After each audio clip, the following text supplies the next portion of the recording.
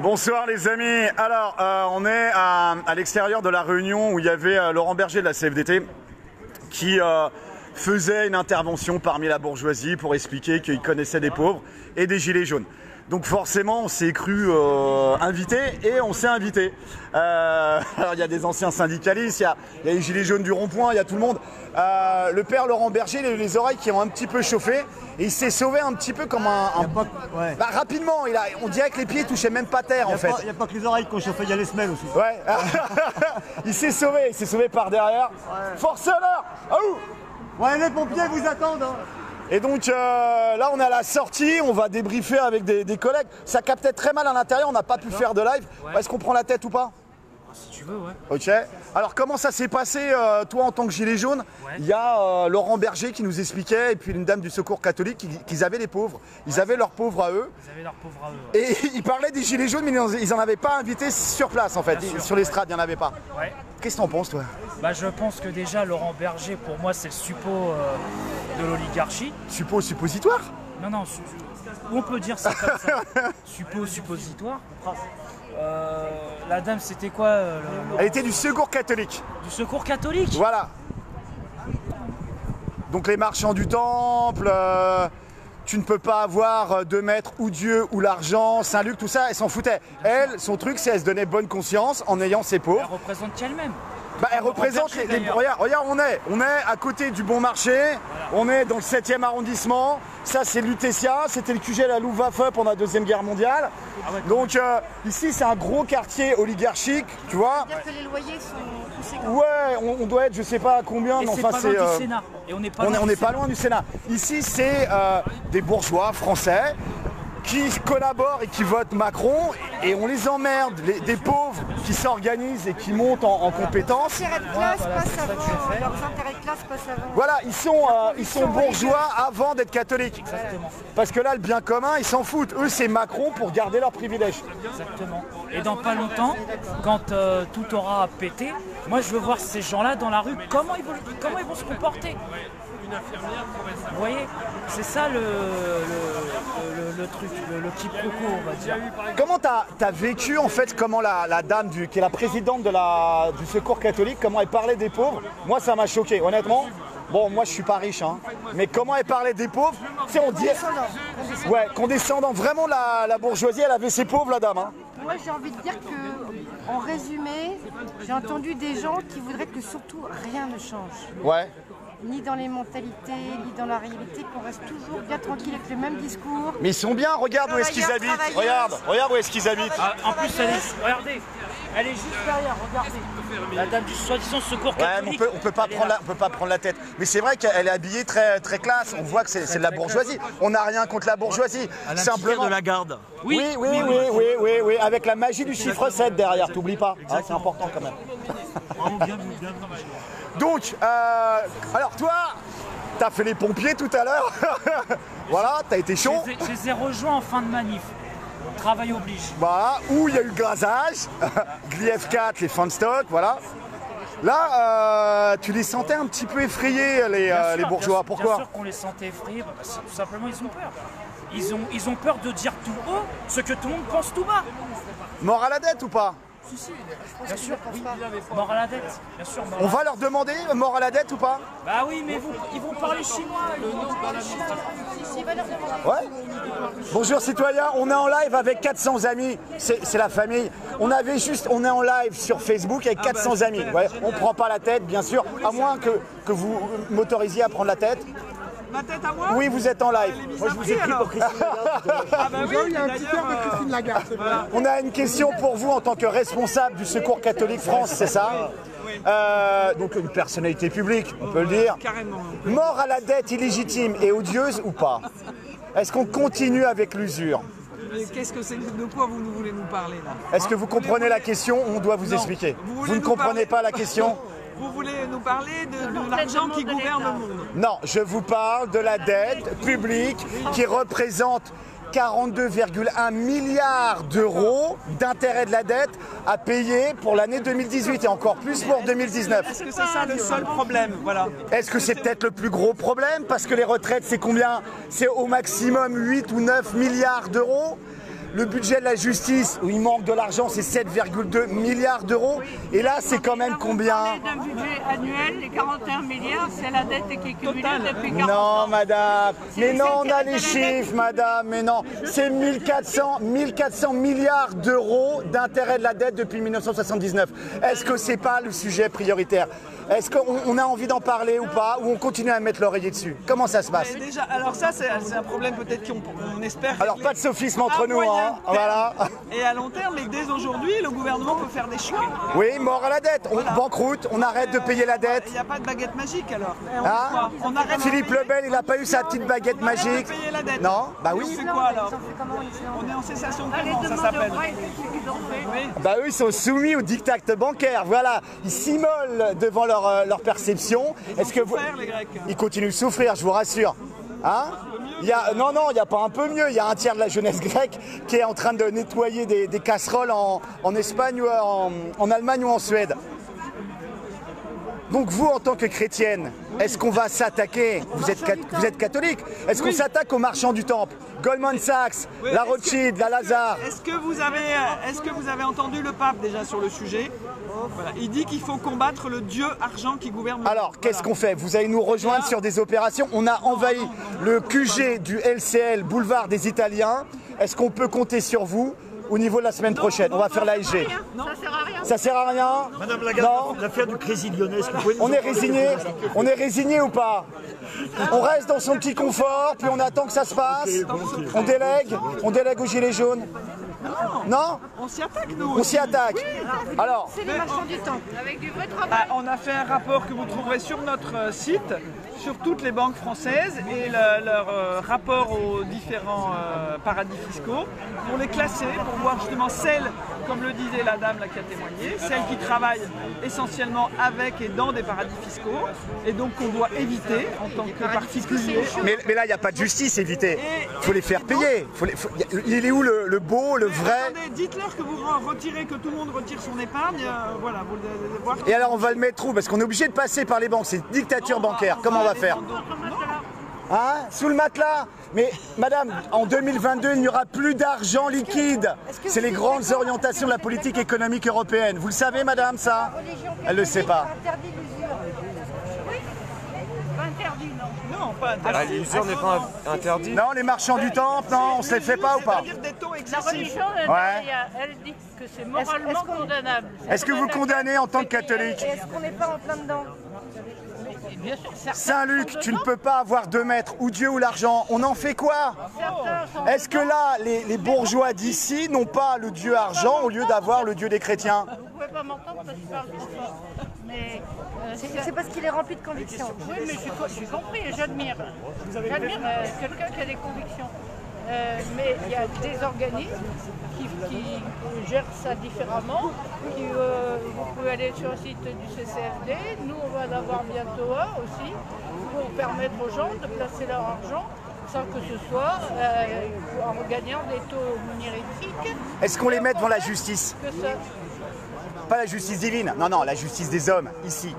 Parce que tout ce que les banques ont, elles l'ont volé, vous le savez très bien, madame. Vous le savez très bien. L'usure, c'est du vol, vous le savez très bien. Tous les ATD, tous les frais bancaires, tous les agios. Oui, c'est immoral. C'était dénoncé Alors, est-ce que vous déjà à portez l'époque. votre foi chrétienne pour la mise devant la justice des hommes, de ces rapaces et de ces parasites que sont les banques et les fonds financiers? Mais il faut Dans faire le slogan, différemment. Ouais, Vous êtes d'accord avec moi? on va y aller sur tout. ouais, allez, voilà, un bon sommeil bien réparateur. Mesdames, s'il vous plaît. Voilà, force et honneur, force et honneur. On va se revoir. Bon, madame la comtesse est fatiguée, alors madame la comtesse rentre.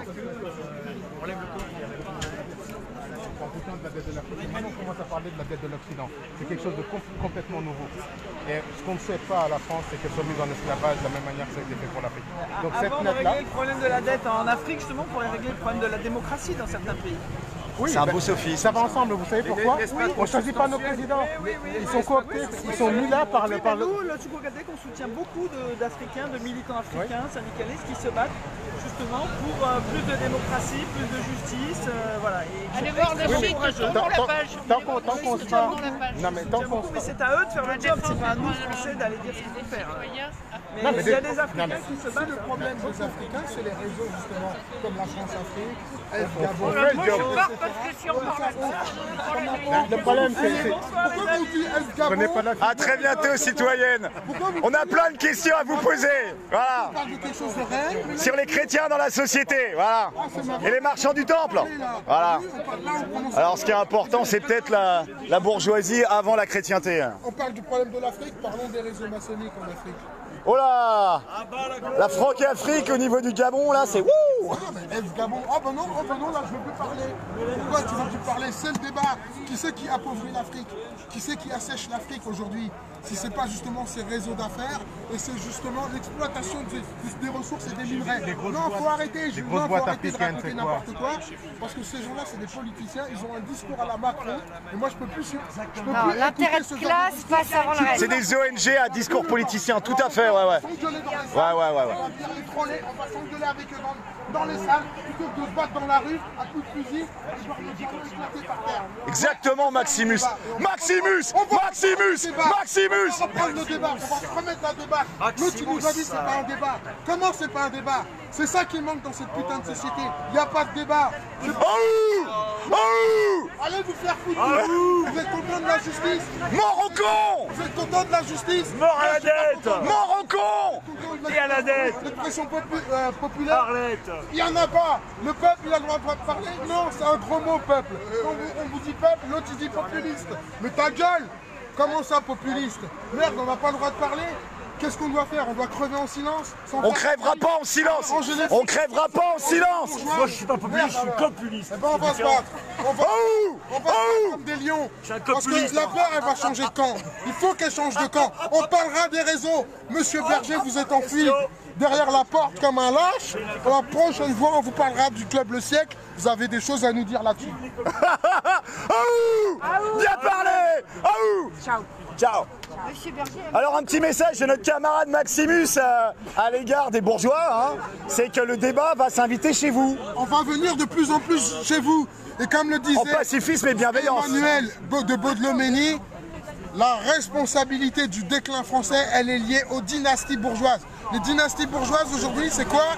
C'est ceux qui gagnent entre 20 000 et 5 000 euros. Voilà, il ne faut pas toucher à leurs petits acquis, à leurs petits avantages. Par contre, nous, on a le droit de crever la gueule ouverte, de ne pas avoir de mutuelle, de ne plus avoir de boulot, d'être complètement asséché, d'être dépendant de l'administration qui joue avec nous et d'avoir des vies misérables.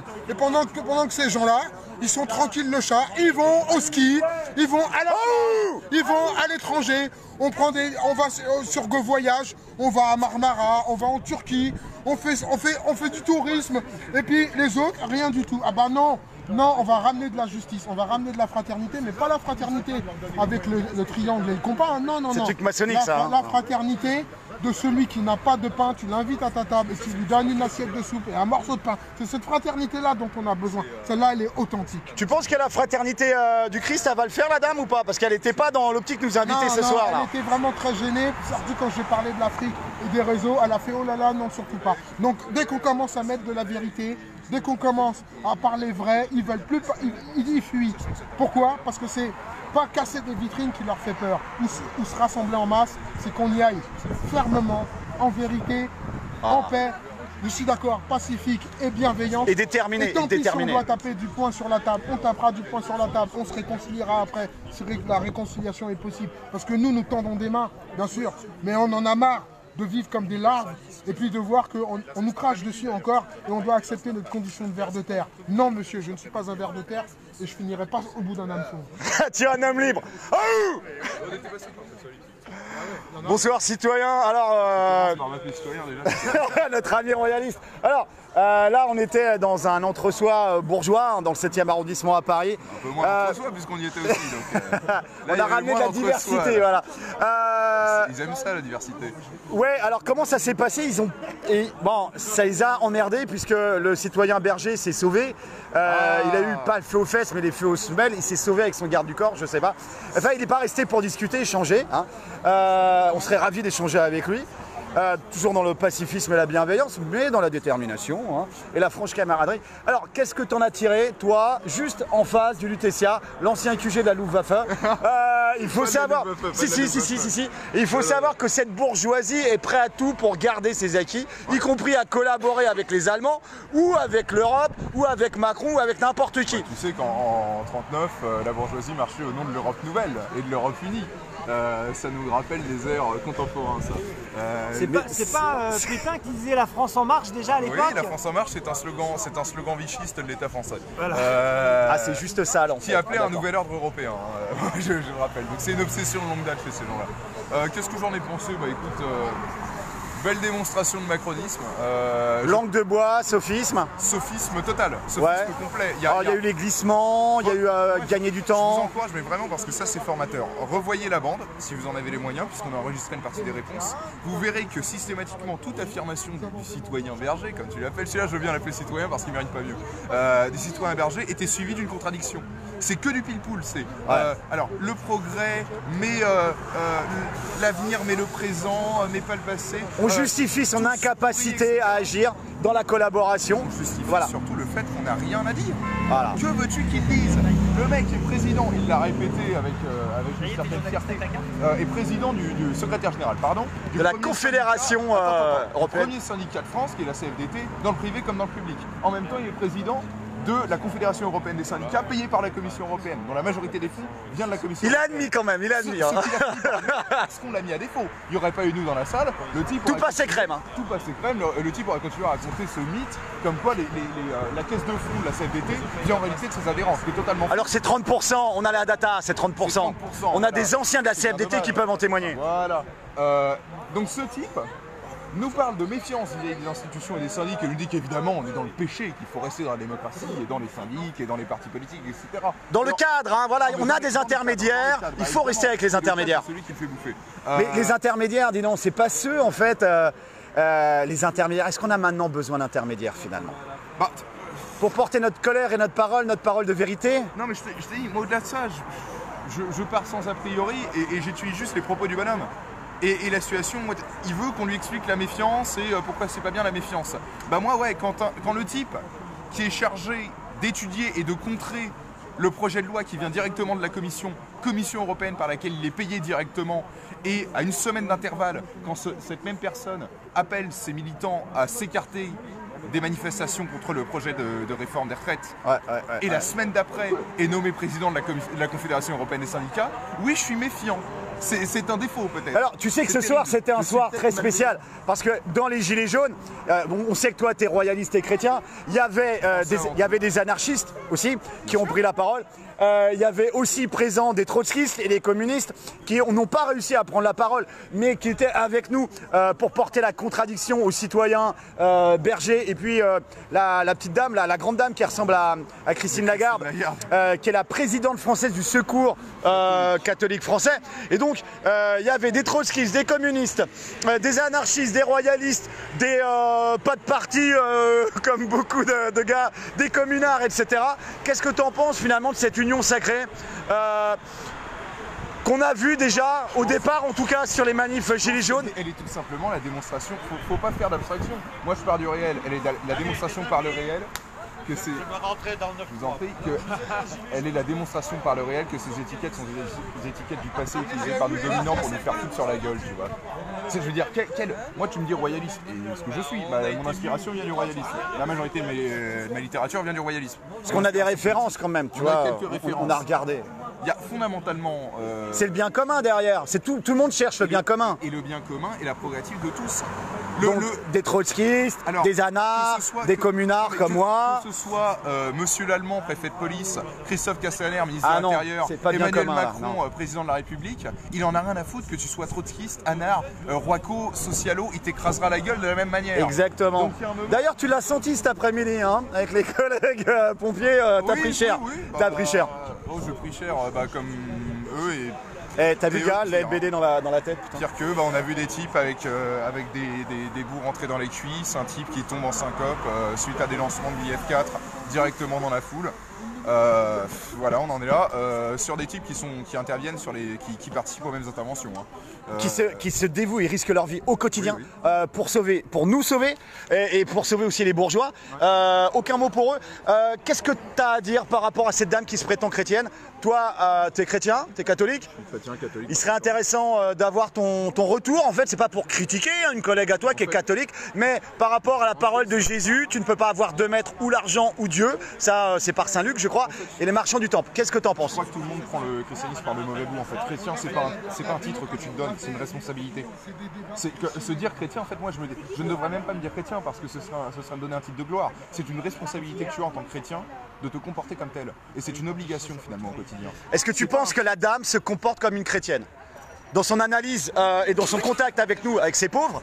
Enfin, non, on n'est pas ses pauvres, elle a ses propres pauvres. Et dans une tradition des catholiques modernes qui consiste à mettre, qui vient du protestantisme d'ailleurs, qui consiste à mettre une belle couche de vernis sur un mode de vie parasitaire. C'est-à-dire que, et tu vois, quand elle parle, elle n'est pas en emphase avec ces gens qu'elle appelle les pauvres.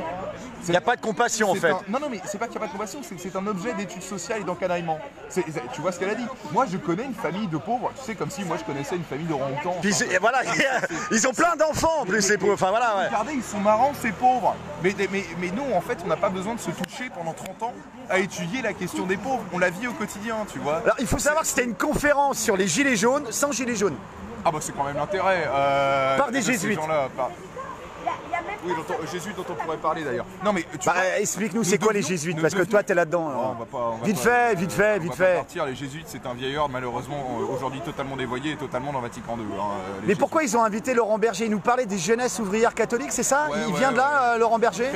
Chrétienne, c'est ça? Des jeunes jeunesse ouvrière chrétienne. Et donc collaborer avec le fascisme bancaire, ça c'est chrétien? Alors, jeunesse ouvrière chrétienne, si monsieur Laurent Berger faisait un bond 20 ans en arrière et qu'il présentait son CV politique, je pense qu'il serait gentiment ligoté et balancé à la mer par les mecs du JOC, hein, parce qu'honnêtement c'était autre chose à l'époque. Maintenant, qu'est-ce que tu veux? Moi je reviens sur l'analyse. C'est bien, t'es un objet d'étude sociale en fait. C'est-à-dire que ces gens-là en fait justifient un mode de vie parasitaire et derrière tu vois, mais c'est très bien finalement, on va donner des petites miettes comme ça, des petits repas, en prétendant d'ailleurs qu'on a besoin de leur aide. Moi j'ai pas besoin de leur aide, on se démerde sans eux. On fait du circuit court, on fait de l'entraide. Force et honneur. Ah où mon lapin? Comme si tu vois, il se place dans cette vision messianique qui est que derrière chaque prolo, il y a un bourgeois qui doit l'entretenir. Moi, je m'entretiens très bien moi-même. Moi, je vois plutôt ça de la manière inverse. Parce que la belle salle dans laquelle ils crèchent et dans laquelle ils font leurs conférences, les sièges sur lesquels ils posent leurs fions, les bagnoles, les VTC qui les rentrent après leur soirée en boîte, tu vois, bah, c'est nous qui les conduisons. C'est nous qui ont tourné ce pays depuis 400 ans, tu vois. Depuis l'aube de l'humanité, c'est le peuple qui fait tourner ce pays. Et que ces gens-là derrière viennent refoutre une couche de mépris social, de mépris de classe, en nous expliquant finalement que dans leur immense compassion et dans leur immense humanisme, ils ont daigné nous accorder un peu d'attention et un petit peu de gamelle, tu vois. Bah, moi, profondément, ça me dégoûte. Je trouve que ça manque de modestie, ça manque de réalisme, mais c'est surtout très pratique pour justifier le fait que oui, peut-être t'occupes une de tes soirées par semaine à aller filer la gamelle à des prolos. Les 7 autres soirées, t'es dans ton appart dans le 7e arrondissement, à profiter les pieds en croix devant ton feu, tu vois. Ça, c'est une logique que je n'aime pas du tout. À côté du bon marché, voilà. À côté du bon marché. Et c'est pas très chrétien d'ailleurs. Donc le christianisme, il faut arrêter de concevoir ça comme un titre de gloire, c'est une responsabilité, d'accord? Tu te dis chrétien, comporte-toi comme le Christ. Essaye de le faire au maximum. Vois-le comme un titre de gloire. Donc un petit message à la dame qui ressemblait à Christine Lagarde. Ah bon, j'ai pas pu lui parler malheureusement de ça, elle s'est barrée trop vite, mais tu n'es pas chrétienne, Miss. Tu te mets un vernis chrétien sur un parasitisme social et tu vois les pauvres comme un objet d'études sociales. Si tu veux être pauvre, moi je connais une solution très simple qui ne nécessite pas 30 ans d'études sociales. J'ai un carnet de chèques peut-être sur moi, tu vois, tu me signes un pauvre chèque, tu me files ta pension, et là tu pourras expérimenter la pauvreté. Et là il n'y a pas de problème. Et faire un travail utile peut-être en société. Tu vois. Merci citoyen, merci de cet échange. Force et honneur les gars. Attends, ça vous par la dernière séance. Alors, fais-nous rêver. Ça te va? Bah vas-y, balance. Balance bonhomme.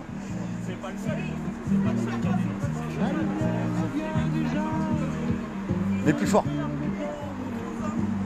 J'ai mon Toulouse à privé, moi. Bon, allez, je me passe.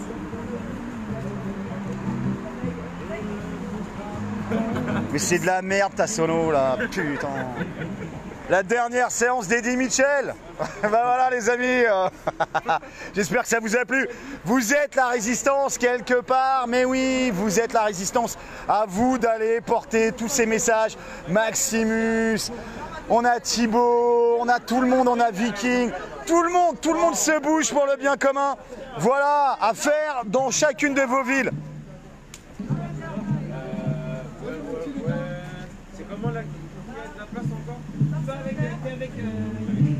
Hey Juju, t'as une place pour moi? On finit le live. Le chant des partisans. Vive le bien commun, messieurs, dames. Mort aux marchands du temple. Vive la France et vive le roi de France. Mort à la dette. Roi de France, madame. On a besoin d'un roi de France, un homme d'honneur, un homme de loyauté, un homme de parole.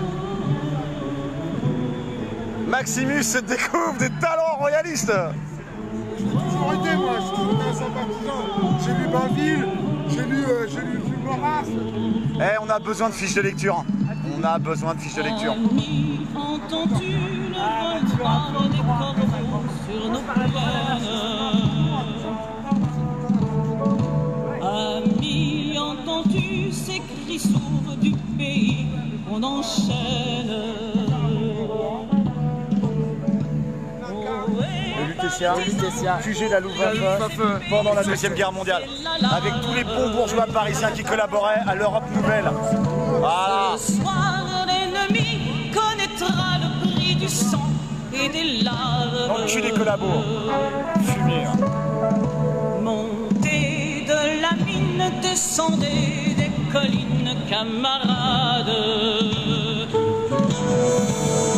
Sortez de la paille, les fusils, la mitraille, les grenades. Oh, et les tueurs à la balle et au couteau, tuez vite. Oh, et saboteur, attention à ton fardeau, dynamite. C'est nous qui brisons les barreaux des prisons pour nos frères. La haine à nos trousses et la faim qui nous pousse la misère. Il y a des pays où les gens creux des lits font des rêves. C'est que tu sens le gaz, hein. Ici, nous vois-tu, nous on marche et nous on tue, nous on craint. Ouais, t'es trop léger. Oui, t'inquiète. Ici, chacun sait ce qu'il veut, ce qu'il fait quand il passe. Ami, si tu tombes, un ami sort de l'ombre à ta place. Ouais, mais tu dois pas t'exposer. Tu dois faire attention à toi, on a besoin de tout le monde dans le combat. Faut faire gaffe, voilà. Faut pas qu'on perde des yeux, faut pas, voilà. Il y a trop de collègues côté amoché. Chantez, compagnons, dans la nuit, la liberté nous écoute. Sors le mégaphone, on va leur faire un mort à la dette à ces putains de bourgeois. Sors le mégaphone. Stéphanie, sors le mégaphone. Ami, entends-tu le vol noir? Et on va faire un mort à la dette quand même, parce que... non, on va... Attends. C'est pas fini là. Oui les amis, vous avez raison, un petit mort à la dette. Amen. Et abonnez-vous en masse sur ma chaîne. Allume.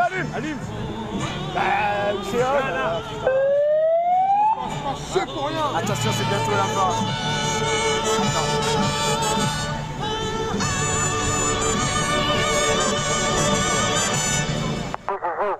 Aouh! Mort à la tête, à bas l'usure! Vive le bien commun, vive le travail des gilets jaunes! Aouh! C'est beau! Voilà les amis, force et honneur en plein des quartiers bourgeois! Voilà. Là c'est le Lutetia et là c'est le bon marché! Il n'y a pas mieux! Force et honneur les gars! Aouh!